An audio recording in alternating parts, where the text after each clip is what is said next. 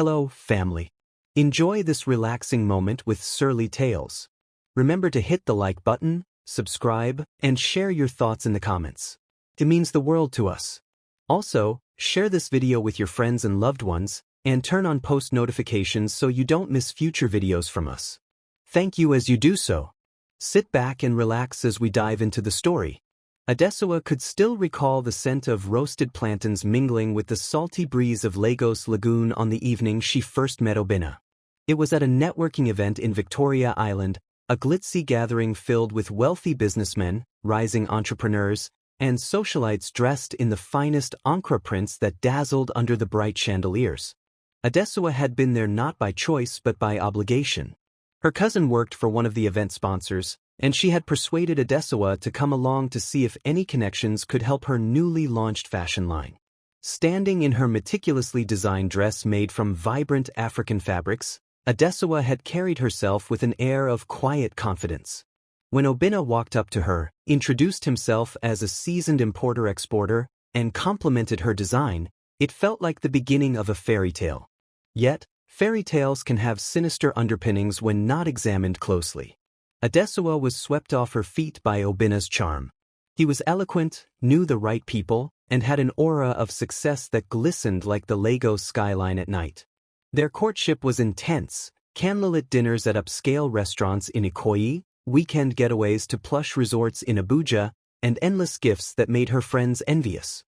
He called her his queen, showered her with designer bags and shoes, and insisted he was simply taking care of his future wife. It seemed so romantic, so effortless. Adesuwa's parents, though impressed by his success, did harbor silent concerns. They noticed how Obinna's voice always seemed to dominate the conversation, how his face hardened whenever Adesuwa mentioned her ambitions for her fashion line. Whenever Adesuwa ventured to voice an opinion contrary to Obinna's, he would smile thinly and redirect the topic. But in those moments of blissful courtship, Adesuwa simply brushed aside these small red flags. Once they married, the grandeur of their wedding was the talk of the city. Pictures of the bride and groom appeared in national newspapers and on countless social media timelines. The pomp and pageantry of the day masked a small fissure forming beneath the surface, the question of power within their relationship. Obinna came from old money in Enugu. His family was known for their large-scale business ventures across West Africa. Adesuwa, though not from an impoverished background, had always prided herself on her independence. She had acquired a small but loyal clientele for her fashion designs and dreamt of expanding. But Obinna believed a wife's role was to attend to her husband's needs and maintain a harmonious home. He had grown up in a household where his father's word was final, and his mother silently complied with his every wish. Naturally, Obinna carried the same expectations into his marriage. Although Obinna initially projected enthusiasm about her fashion business, Adesuwa soon discovered that his support came with many conditions. He insisted on approving her designs and questioned any financial decision she made. If she attended a business meeting, Obinna demanded to know precisely who she was meeting, where, and what the conversation entailed. His reasons were couched in terms of protecting her interests, but Adesuwa could sense the subtle suffocation. Little by little, her independence was smothered under the weight of his so-called caring gestures. If she complained, he would grow cold and aloof, sometimes cutting conversations short by stepping out of the house or burying himself in business calls. Adesuwa's mother noticed her daughter's subdued demeanor one afternoon during a family gathering in Lekki. She pulled Adesuwa aside and asked her pointedly if everything was all right. Adesuwa forced a smile and reassured her that she was just tired from all the traveling she had been doing. Deep down, she was not entirely sure how to voice the gradual erosion of self she was experiencing. She still loved Obinna. She wanted to believe that these were minor hiccups in a marriage that everyone else perceived as perfect. After all, was it so wrong for a husband to take responsibility for the family's finances? That was what tradition said, what so many older relatives had always taught. Yet, something felt off. There was an underlying sense of control that stifled her every breath. In the early months of their marriage, this control manifested in subtle ways. Obinna would give her a credit card with a high spending limit but then ask for receipts and itemized lists of all purchases. He'd say it was for budgeting purposes, but his tone always suggested suspicion. Adesuwa's friends began to notice a shift in her demeanor. The once bubbly and outspoken fashion designer was now careful, measured, and often hesitant to speak freely about her relationship. They tried to encourage her, telling her stories of other women who broke free from controlling men and found their own footing. But Adesuwa felt torn. She was married, and she wanted to honor that vow and make her union work. She also feared losing the lavish lifestyle to which she had grown accustomed. At times, she blamed herself for feeling so conflicted. Still, somewhere deep within, Adesuwa remained determined not to let her dreams die. She held on to the hope that Obinna would see her worth and treat her as a partner rather than a subordinate. Little did she know that the storm brewing beneath their glittering facade would soon burst, and she would be forced to reckon with the stark reality of her marriage. As they hosted friends for a lavish dinner party in their opulent Victoria Island residence, with laughter echoing against the marble floors, no one could have anticipated the event that would shake Adesuwa's entire world, the day Obinna decided to block her credit card, setting into motion a cascade of events that would change both of their lives forever. Trouble began with something seemingly trivial, a disagreement about an order of custom-made shoes for Adesuwa's fashion line. A new international client had approached her for an exclusive collaboration, intrigued by her innovative blending of African prints and contemporary designs. It was a big opportunity, one that could elevate her brand from a modest local startup to a player on the global stage. Adesuwa was overjoyed but also anxious. She needed high-quality materials and had to secure them quickly. She mentioned to Obinna that she would be flying to Dubai for fabric sourcing, and although he pretended to support her, he questioned every cost and timeline she presented. Obinna demanded to see the entire project plan, leaving Adesuwa feeling more like a staff member pitching a proposal than a wife sharing exciting news. She felt uneasy but tried to keep the conversation amicable. Her brand was her passion, and she was determined to push forward regardless of his skepticism. After all, wasn't it just normal for a husband to show concern over a big financial move? She tried to reassure herself that he was only looking out for her interests.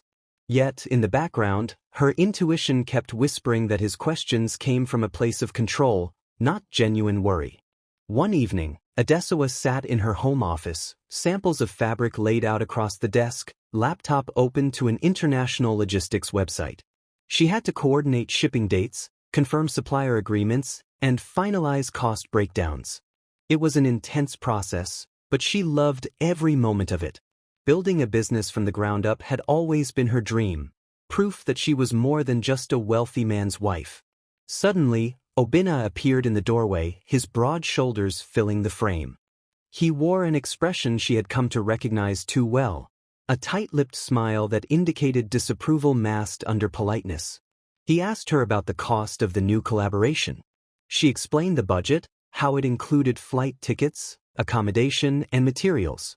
Obinna's lips pressed together as he glanced at the figures on her laptop. "This is too much," he said, in a tone that brooked no argument. "Let me take a look at all these invoices." Adesuwa fought the urge to snap back. Instead, she complied, pulling out every document he requested. She watched him leaf through the numbers, highlight certain costs, and scratch out others. His eyes narrowed at the projected profit margin. "Is this really worth it?" he asked coldly. "You might find yourself in debt if anything goes wrong." Adesuwa felt a knot tighten in her stomach. Of course, there were risks in any business venture, and she appreciated honest feedback. But something about the way he dismissed her plans as if she were a naive child stung deeply. She tried to explain the importance of brand expansion, how the collaboration could put her label on the map internationally. But Obinna's mind was elsewhere. He was calculating, assessing, deciding what he deemed was best. At the end of the conversation, he declared that she should hold off on finalizing the deal until he reviewed it further. That night, Adesuwa tossed and turned, a painful mix of anger and vulnerability coursing through her veins. Tension simmered beneath the surface in the days that followed. Every conversation about business turned into a mild argument. Adesuwa's excitement was met with exasperation. She began to dread bringing up any new developments, afraid it would trigger another round of scrutiny.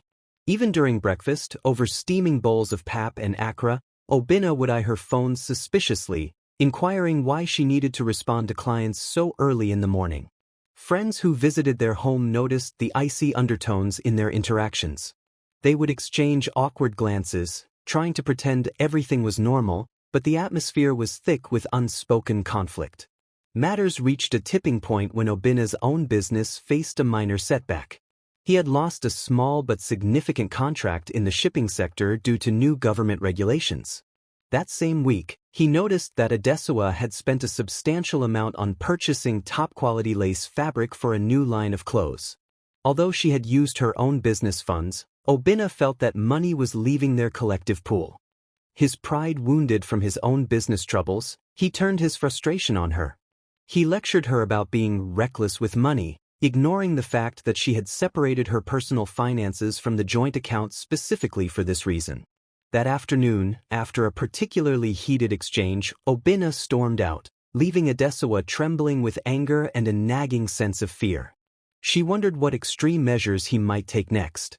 She had no idea that behind the scenes he was making calls to the bank, discussing how to manage his wife's spending.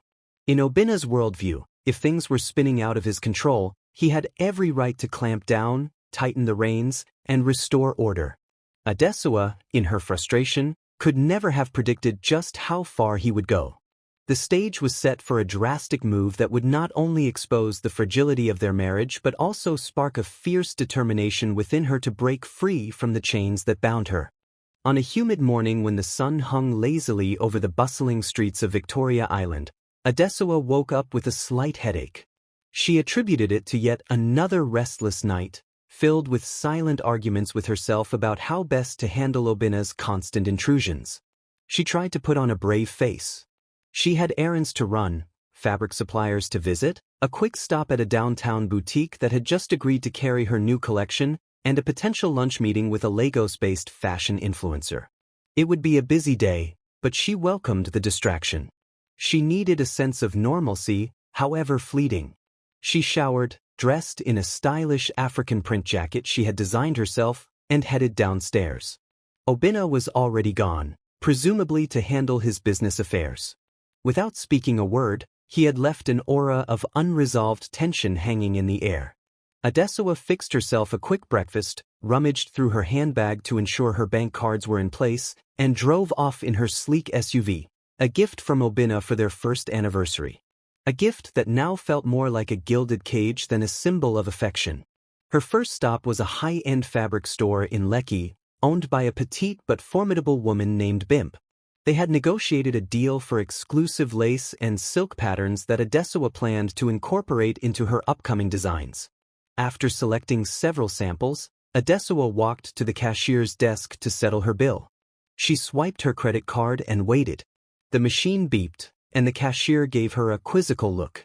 "Transaction declined, madam," she announced politely. Puzzled, Adesuwa insisted they try again. After several failed attempts, her heart sank. She felt a rush of anxiety flood her chest. Could it be a technical glitch? She excused herself, stepped outside, and immediately called her bank. After a round of automated menus and questions, she finally got through to a representative who politely informed her that the credit card had been blocked. The bank had received direct orders from her husband, the primary account holder, to freeze all transactions for security purposes. Anger, embarrassment, and confusion warred within her. She remembered Obinna's warnings, his thinly veiled threats about reining in her spending. But she had never imagined he would do something so extreme. Holding back tears, Adesuwa quickly arranged a bank transfer from her personal business account to cover the day's purchases. She then drove off to a nearby cafe to collect her thoughts and figure out what to do next. Sipping on a glass of fresh juice, her mind buzzed with questions. Why had Obinna done this? Was he trying to humiliate her publicly? Or was this a power play to force her into submission? Determined to maintain her composure, she continued with her day's tasks, managing payments through her business account. By the time she got home that evening, her sense of betrayal had crystallized into cold fury. She found Obinna in the living room, typing furiously on his laptop. She confronted him, her voice tremulous but resolute. You blocked my card without warning. Do you even realize what you've done to my reputation? She demanded, her hands shaking. Obinna hardly looked up from his screen. You were spending too much, he said flatly. I had to protect our interests. Our interests? Adesuwa echoed, incredulous. When exactly did I become incapable of handling my own finances? He closed his laptop and stood up, towering over her. You don't understand the bigger picture. You're getting yourself into deals you can't handle. I won't watch you drag this family into a financial mess. In that moment, Adesuwa felt something inside her snap. This was no longer about a single credit card. It was about control, about Obinna's refusal to respect her autonomy. She wanted to yell, to scream that she was capable, that she was more than just a wife who needed coddling. But as she looked at his unyielding gaze, she realized that no amount of pleading or rational explanation would get through to him. She swallowed her anger, pivoted on her heels, and walked out of the room. She needed to strategize, to think. If he thought cutting her off from their shared finances would force her to crawl back and beg for his mercy, he was sorely mistaken. The following days were tense. Obinna went about his life as though nothing extraordinary had happened. Adesuwa, in turn, decided to keep her distance. She focused on solidifying her business.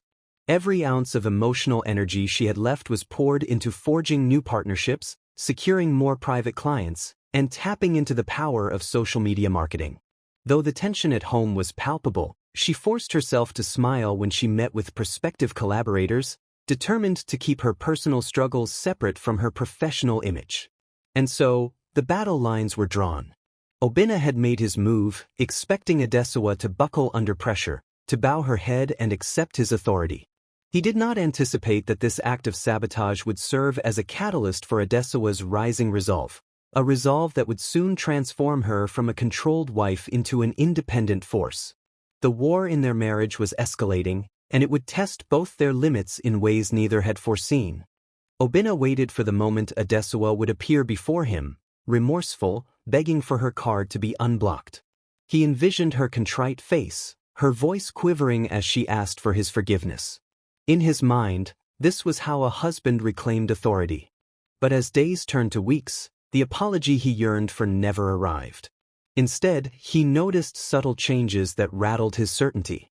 Adesuwa no longer lingered in the living room to share small talk.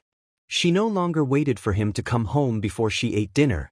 He had effectively iced her out financially, but she refused to be frozen out of her own life. Behind closed doors, Adesuwa was far from idle. She tapped into her network of fellow entrepreneurs, many of whom had faced their own hurdles in male-dominated industries.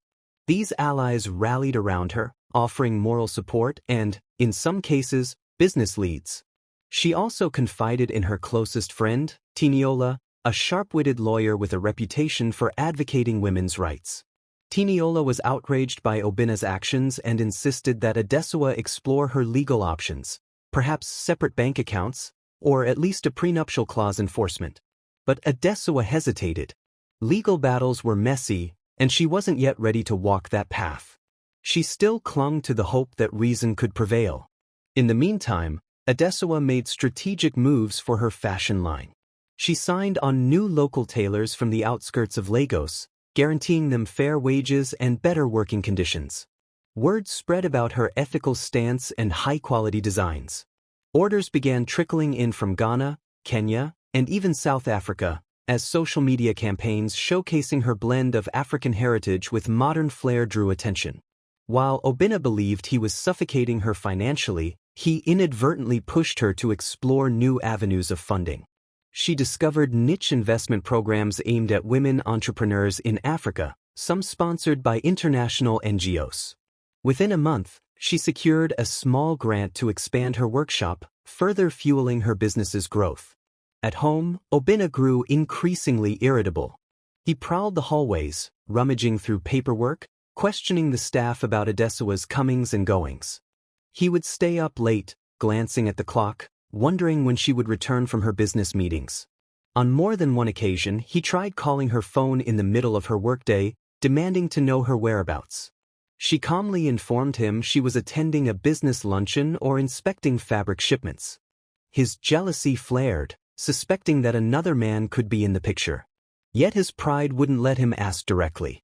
Instead, he seethed in silence, believing that sooner or later, she would falter without his financial backing. One afternoon, in a fit of desperation, Obinna called Adesuwa's office line. Tiniola happened to be there, finalizing some paperwork for Adesuwa's new investment deal. When Tiniola picked up the phone and announced who she was, Obinna cut the conversation short. He felt a twinge of panic. Why was a lawyer in Adesuwa's office? Was she preparing to file for separation or even divorce? For the first time, Obinna realized that his plan to force Adesuwa back into submission might be backfiring. Instead of subduing her, he had unleashed a fiercer version of the woman he married. Still, Obinna maintained his stance. Every morning, he would leave the house without acknowledging her business strides. He believed that ignoring her accomplishments would somehow diminish them. But Adesuwa had evolved beyond the need for his validation.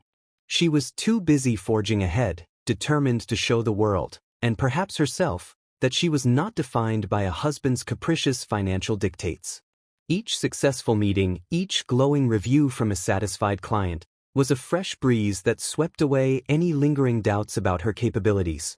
Friends and acquaintances began to notice the quiet shift in power within the marriage. At social gatherings, Adesuwa exuded a newfound confidence. She talked passionately about her brand, her charity work with local artisans, and her expanding customer base. Obinna often stood on the sidelines, his face etched with a mixture of annoyance and confusion. Gone was the timid Adesuwa who once sought his approval. Now, she spoke with a conviction that made people listen. Rumors started swirling that there was trouble in paradise, but no one dared to confront Obinna directly. Life in the bustling metropolis of Lagos carried on with its usual vigor, but for the couple, everything had changed. Their plush home with its marble floors and sweeping ocean views felt less like a sanctuary and more like a battleground. Sleep eluded them both. They could hear each other's footsteps late into the night, pacing, restless. Their marriage now hung by a thread, each waiting to see who would blink first.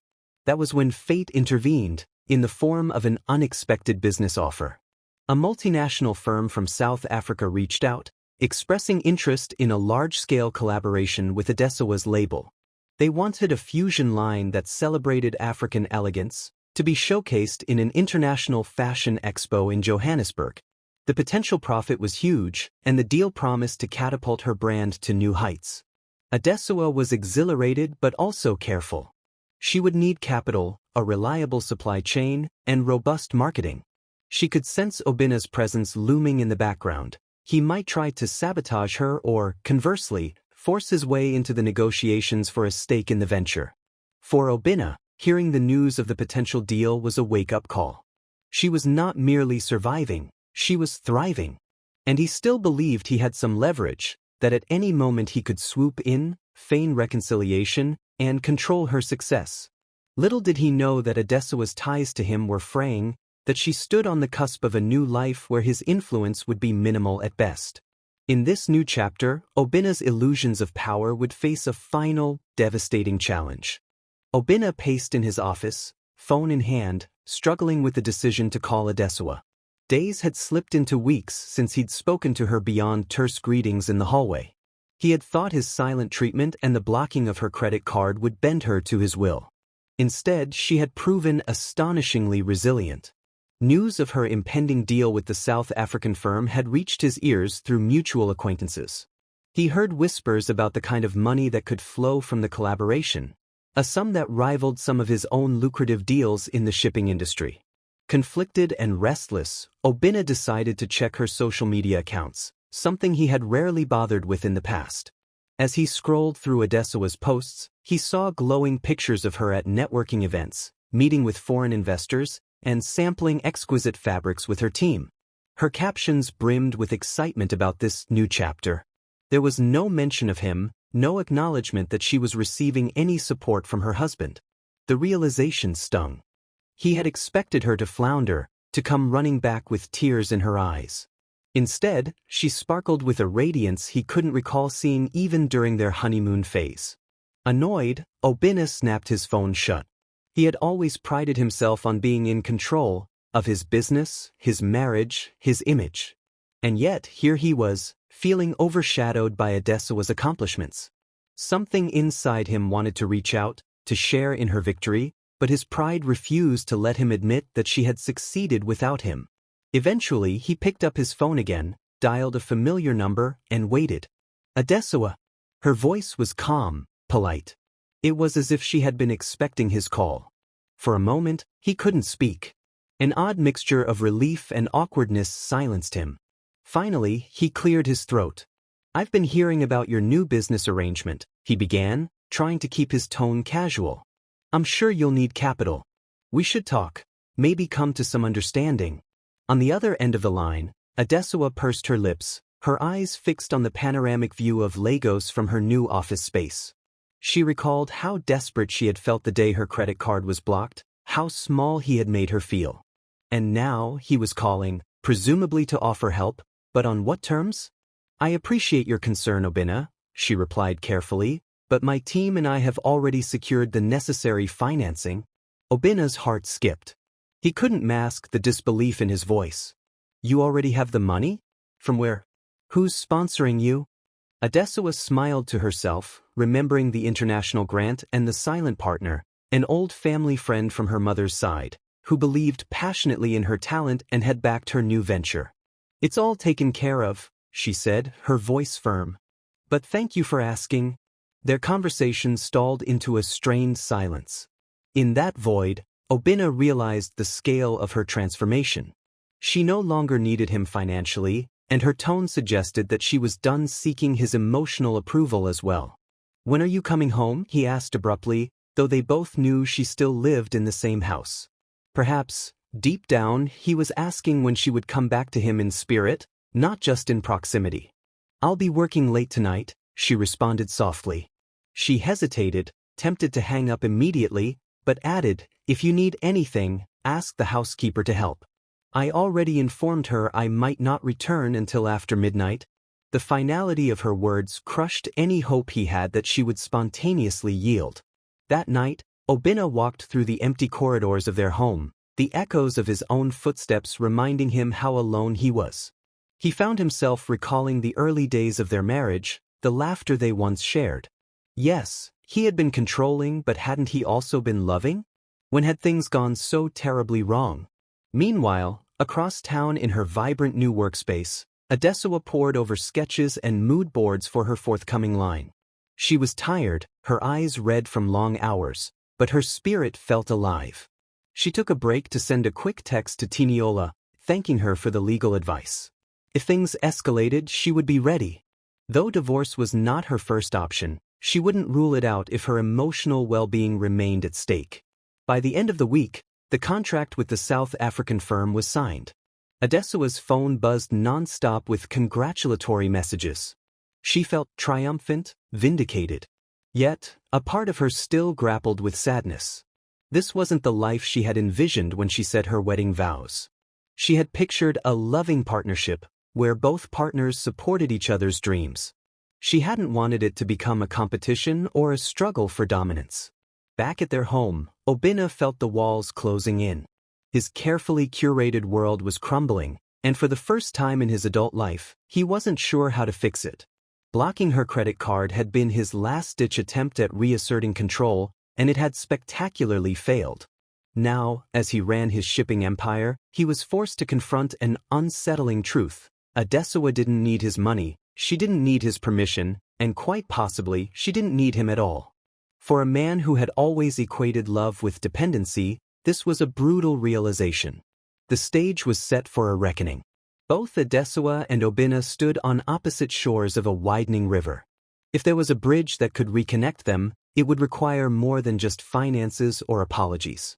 It would demand a fundamental change in how Obinna viewed marriage and how Adesuwa valued herself. But the question lingered, was either of them ready to take that step? Or had events progressed too far to ever return to what they once knew? On a sweltering afternoon, with the sun blazing overhead, Obinna found himself in a modest office tucked away in an unassuming building near the Lagos Lagoon. Across from him sat Tiniola, her gaze unwavering. Adesuwa had arranged for this meeting at Tiniola's law firm, a neutral ground, as she put it. The thick air hummed with tension. Obinna glanced at the framed legal certificates on the wall, feeling a knot form in his stomach. He would have never imagined ending up in a lawyer's office to discuss the state of his marriage. Adesuwa arrived moments later, dressed in a sleek Ankara jumpsuit that exuded both power and grace. She offered a polite greeting to Obinna, then took a seat. Tiniola cleared her throat and began, "We're here to discuss possible resolutions. Adesuwa has made her position clear. She wants a relationship based on mutual respect, free from financial manipulation or control. She's willing to work on the marriage, but only if certain conditions are met." Obinna's jaw tightened. He wanted to argue that he wasn't manipulative, that he was only protecting their interests. But he remembered the shame he felt when he realized his plan to block her card had backfired. He glanced at Adesuwa. Gone was the timid woman seeking his approval.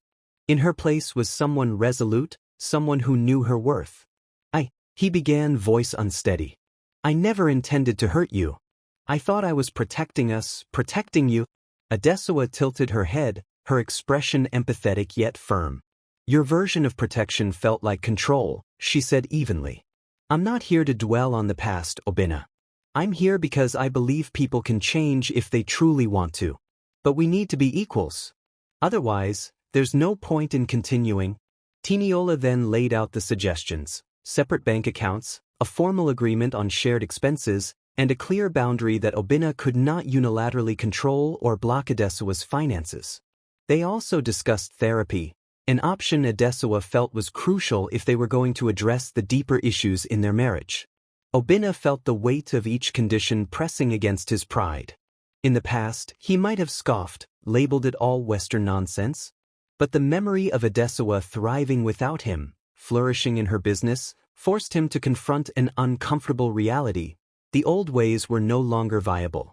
If he wanted to salvage this marriage, and, in truth, a part of him genuinely did, he would have to let go of the patriarchal mindset he had inherited. Taking a deep breath, he nodded slowly. "I can agree to these terms," he said, though his voice wavered with lingering uncertainty. He turned to Adesuwa. "If this is the only way to rebuild trust, I'm willing to try." A faint smile touched Adesuwa's lips. Relief flooded her features, but she remained cautious. She had learned the hard way that trust, once broken, could not be mended overnight. "Thank you," she replied softly. "We'll move forward step by step." They left Tiniola's office separately. Adesuwa needed time to herself to process the conversation. She headed to her workshop, where her team was busy sewing final samples for the South African collaboration.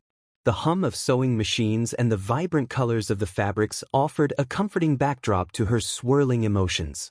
She couldn't ignore the flicker of hope inside her. Perhaps Obinna had finally understood that love was about partnership, not possession. Obinna, meanwhile, returned to the quiet of their home. For the first time in years, he looked around and noticed the emptiness that his pride had created. The luxurious furniture and high ceilings seemed cold, devoid of warmth. He sat down on the leather couch, exhaling a long, ragged breath. He thought about the therapy sessions Tiniola had recommended. Could he really open up about his insecurities, his upbringing, the belief systems that shaped him? The very thought felt daunting. But the alternative, losing Adesuwa entirely, seemed far worse. A week later, they attended their first counseling session. The therapist was a soft-spoken woman who specialized in marital issues, especially those rooted in traditional gender roles clashing with modern realities. Obinna found it challenging to articulate his feelings, but Adesuwa spoke with clarity. She talked about her dreams, her aspirations for partnership, and the pain she felt when her autonomy was stripped away. Obinna, initially defensive, gradually began to share his own perspective, the burden of expectations from his upbringing, the fear of losing control. It was an emotionally charged session, but it felt like a breakthrough. Over time, they established new routines. They held weekly financial discussions where both contributed transparently to household expenses. Obinna's old reflex to dominate decisions flared up occasionally, but Adesuwa calmly reminded him of their agreement. They still had arguments. No marriage could be free of conflict, But the difference now was that both recognized each other's agency. Adesuwa continued to expand her fashion line, soon traveling to Johannesburg to oversee the launch of her new collection. Obinna, meanwhile, refocused on his shipping business, but with a renewed perspective. He even started considering philanthropic work, funding small women-led enterprises as part of his corporate social responsibility initiatives. It was his subtle way of acknowledging the importance of empowering rather than controlling. Months passed, and their relationship took on a new shape, less a hierarchy and more a shared space of mutual respect. They revisited their wedding vows quietly one evening, promising each other that this time, those vows meant building each other up instead of tearing each other down. On a warm night, as they sat outside on the balcony of their home overlooking the lights of Lagos, Obinna reached for Adesuwa's hand. "I know there are still wounds," he said gently, "but I want to heal them if you'll let me." Adesuwa looked at him, her eyes reflecting the city lights and the flicker of hope in her heart. "Healing takes time," she replied, "but I see your effort, and I appreciate it." They sat in comfortable silence, the distant sounds of the city their only company. Beyond the hustle and bustle, beyond the lavish lifestyle, they had finally discovered the secret to real partnership. It wasn't about one person towering over the other. It was about walking side by side, each with their own dreams and strengths, supporting rather than stifling. Perhaps, in this hard-won lesson, they had found a love more genuine and enduring than ever before. And so ended the chapter of a credit card blocked and a husband waiting in vain for a wife to crawl back. Instead, it became the story of a woman discovering her worth and a man realizing that true love can never be forced. It can only be nurtured, respected, and set free to flourish. The end. If you enjoyed this story, we invite you to give it a like and subscribe to our channel. Your support motivates us to keep bringing heartwarming stories almost every day. We are very grateful for your support. See you soon.